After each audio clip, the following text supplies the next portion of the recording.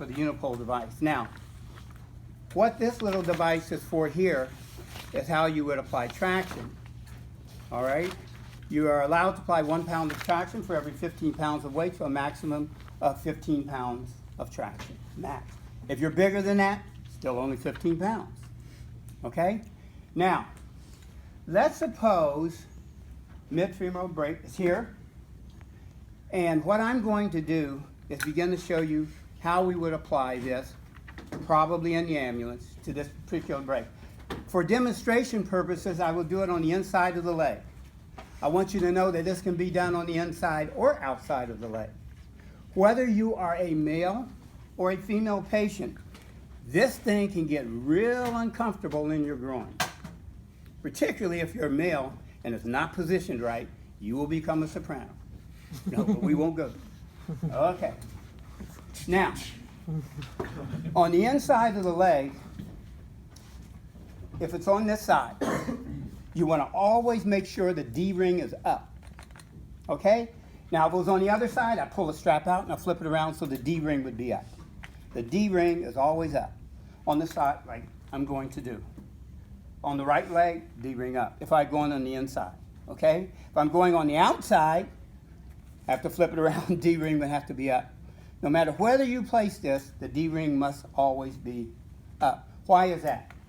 That's because when you put the cord through, you want to be able to pull. And if it's on the bottom, hey, you lift so it doesn't work too well. Okay. So what you do with this, the D-ring is up.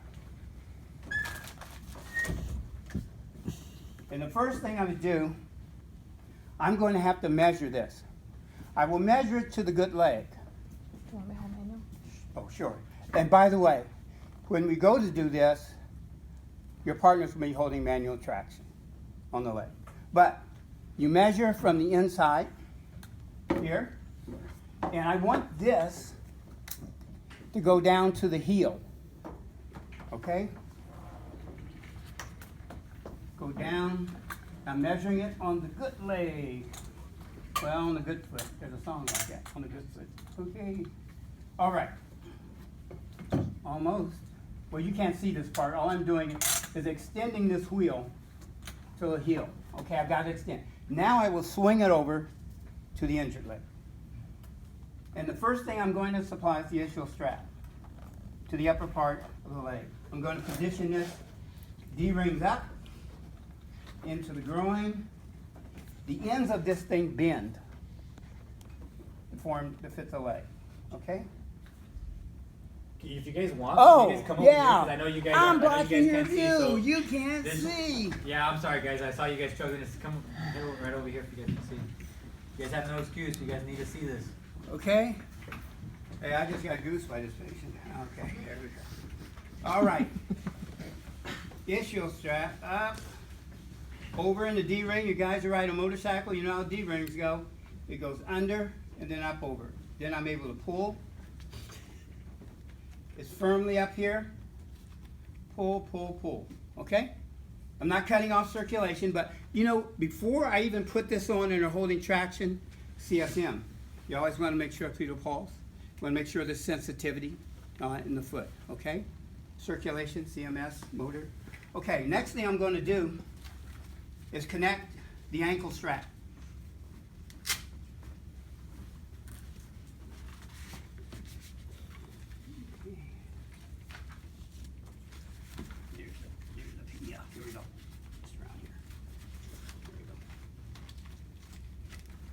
These little things here, let me show you.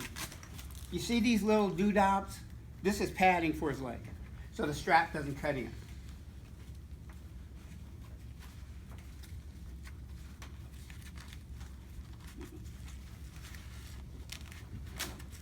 There we go. Okay, now we're going to apply traction. And we're going to pull this. I'd say this guy is at least 150 pounds. So we're going to pull this. On this wheel, when you get a chance, there are numbers. My partner is always maintaining manual traction, but for demonstration purposes, she let go for me. So would you apply it, pull it? Here we go. I'm going to pull it out till it's, whoops. 15 pounds, just about, right there. Now, the next thing that's gonna happen, there are straps that are gonna be able to hold this into place. Normally, they'd be laying right beside me. So when you're pulling 15% of their weight. So if they're 150, you're pulling all the way to 15. The only unfortunate thing about using a Sager is that if your patient's over 150 pounds, it's really not going to do much for them, right? So it's going to be most of your patients. So a lot of times Here we it's go. going to be useless. Here we go. The one thing you do when you put these straps over to hold it in place, you don't want to ever put a strap over the fracture itself or the break. You want to get it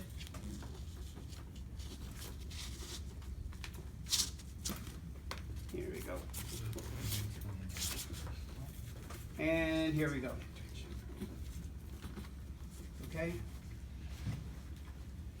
I know it's hard for you to see over there. We're going to get another one down here.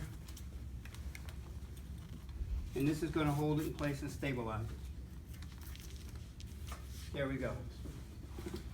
That's the unipolar or Sager splint. And it's not, the fracture say, this shouldn't be over. See, it's here, okay. That's what I was gonna say. Yeah. That's like, you said midpoint of the front. Yeah, it would be higher.